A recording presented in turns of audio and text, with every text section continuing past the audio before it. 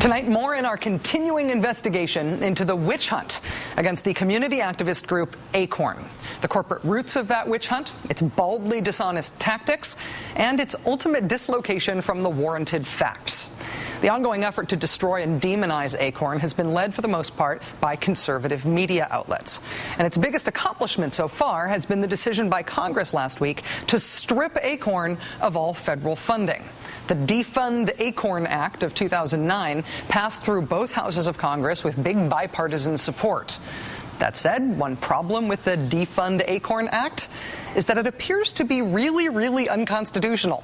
In constitutional terms, the Defund Acorn Act has what's called a Bill of Attainder problem. Don't worry if you don't know what that is. It's one of those things from constitutional law that sounds really obscure and impenetrable, like the Commerce Clause or the Privacy Penumbra, but it's actually sort of easy. In Article 1 of the Constitution, it says bills of attainder are banned. And that just means that you can't pass legislation that directly targets one individual or one specific group of people. In this case, the Congressional Research Service looked into the Defund Acorn Act of 2009 to see if it specifically targets anyone. And of course, they found probable cause that it does. So there's a good possibility that this legislation, which Republicans are so excited to be touting, which they've even gotten all this Democratic support for, there's a good chance that it is really Article 1-style unconstitutional.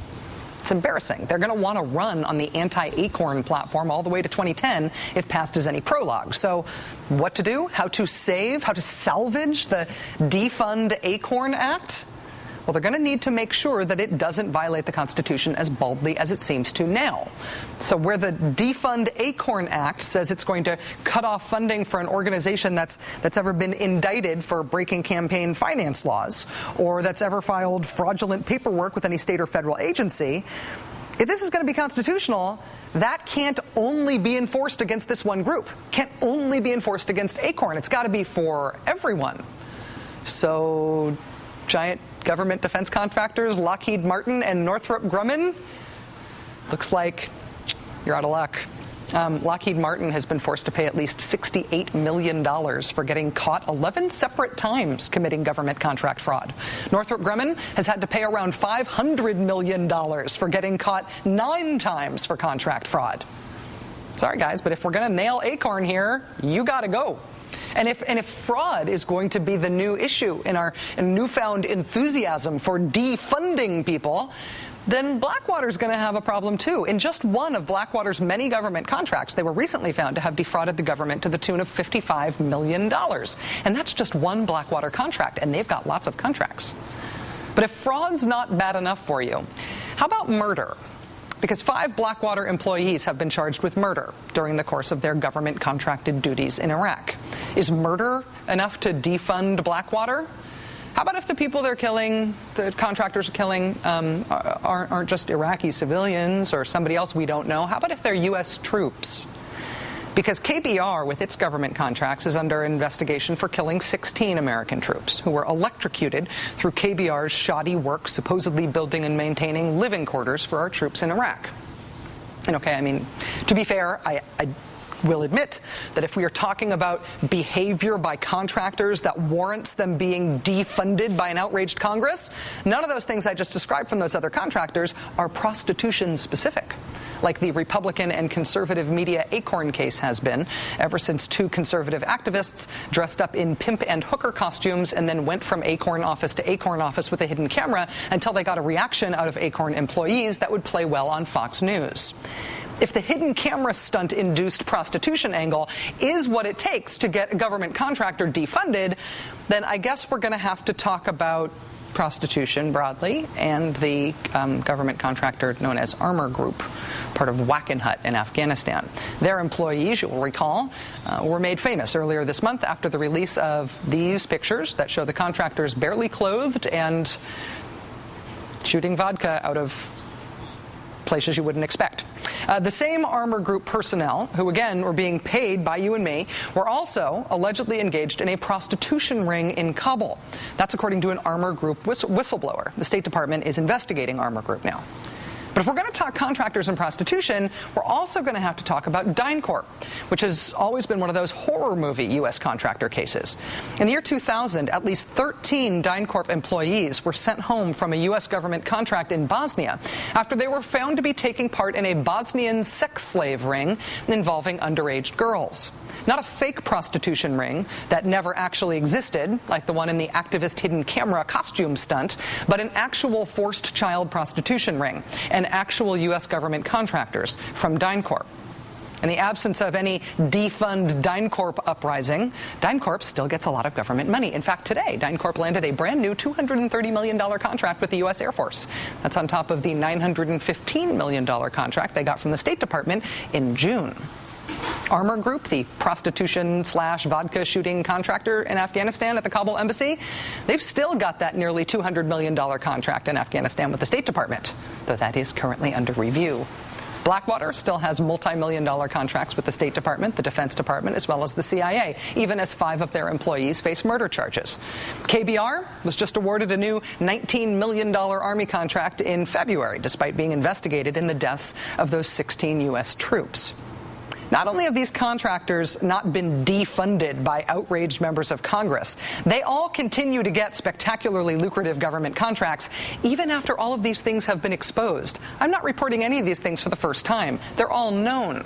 So sure, if you want to defund Acorn, go for it. Acorn has definitely done some indefensible stuff over the years. They are an imperfect organization, to be sure. But if this isn't just a witch hunt against Acorn, if Congress is actually just going after government contractors who commit fraud and worse, then we can all look forward to the explanation from the fake outraged Republicans and the cowering Democrats about why nothing ever inspired them to defund anyone before Acorn. After that, by all means, cut them all loose. Joining us now is Jeremy Scahill, correspondent for The Nation and author of the New York Times bestseller, Blackwater, The Rise of the World's Most Powerful Mercenary Army. Mr. Scahill, thanks for joining us. Great to be with you. I apologize for being a little hot under the collar about this. I'm riled up by this story. Everyone should be. Yeah. If miraculously the defund Acorn language survives as it is, are defense contractors at all worried about Congress actually cutting them off? Absolutely not. I mean, look, the fact of the matter is this. The Democrats, and there were a lot of them that voted with the Republicans on this. In fact, only 75 Democrats voted against this Defund Acorn Act in the House, and only a handful of senators voted against it on the other side. The fact is that some of the best congresspeople on the issue of war contractors have never come forward and introduced a Defund Blackwater Act or a Defund DynCorp Act. Claire McCaskill, who actually has been a pit bull on the contracting issue, she voted in favor of defunding Acorn and yet hasn't proposed legislation to go after any of these war contractors. Look, Rachel, as you know, this is political. This isn't really about upholding the law. On the one hand, you have an organization that registered 1.3 million people to vote, 400,000 members, works with the poor and working class people of this nation. They don't have lobbying power in the form of massive campaign contributions. On the other side, you have 600 war corporations right now on the U.S. government payroll. You want to know an actual election scandal? 25 to 40 cents on every dollar we spend on the wars in Iraq and Afghanistan, $2.5 billion a week. That money goes directly to these war corporations, who in turn contribute campaign dollars to the Republicans and Democrats who continue to fund their operations. That's the real scandal here. The thing that is, I think, frustrating about the Acorn story, and that's, I think, part of the reason that I do have this sort of unexpected emotion about it. I mean, we talk about a lot of outrageous things all the time, but I'm really, the story really grabs me. It's the reason we're going to be doing it for a few days. It's because Acorn doesn't have to be a sainted organization. They don't have to be perfect in order for what's being done to them to be an outrage. And I guess I'm trying to contextualize them against other contractors in order to understand whether or not their sins ought to be being discussed before the sins of organizations like Blackwater. Okay, let's look at this. If there ever was a moment where there should have been a standard where individuals should have been held accountable for the crimes of others, it would have been the Bush folks when it came to the torture program. It would have been Eric Prince when it came to the operations of Blackwater. What we're talking about here in the case of Acorn is $53 million in federal funding over 15 years that largely went for low-income housing, poor people housing. And on the other hand, you're talking about an equivalent amount of money that Halliburton got every single day for its operations in Iraq, that Blackwater may have to repay the government for not living up to the terms of just one contract. The fact of the matter is that Acorn got pennies compared to what these massive war contracting firms got. And as you point out rightly, we're talking about murder, we're talking about child prostitution, we're talking about all sorts of misconduct against American personnel and against innocent civilians. The crimes of Acorn, if there are those that are litigated in a court of law, pale in comparison to the crimes of the war contractors that go unconfronted by Democrats and Republicans. Do you see Democrats changing their mind on this? We saw such huge Democratic votes in favor of these Republican defund Acorn bills. Do you see that? Do you think that that sentiment is reversible among Democrats? Well, look, if Representative Alan Grayson of Florida is the only person who's going to come forward and say, yeah, let's go after it, let's defund all these criminal organizations, and the rest of the Democrats, like Claire McCaskill, did it as part of a witch hunt against Acorn, then it's a sad day in this country, because what it means is there is no spine in that Congress when it comes to standing up against the real crooks and criminals in this society. It's an outrage. Jeremy Scahill, correspondent for The Nation, author of Blackwater, The Rise of the World's Most Powerful Mercenary Army, of course, New York Times bestseller. Jeremy, it's great to have you on the show. Thanks for being here. It's an honor to be with you, Rachel.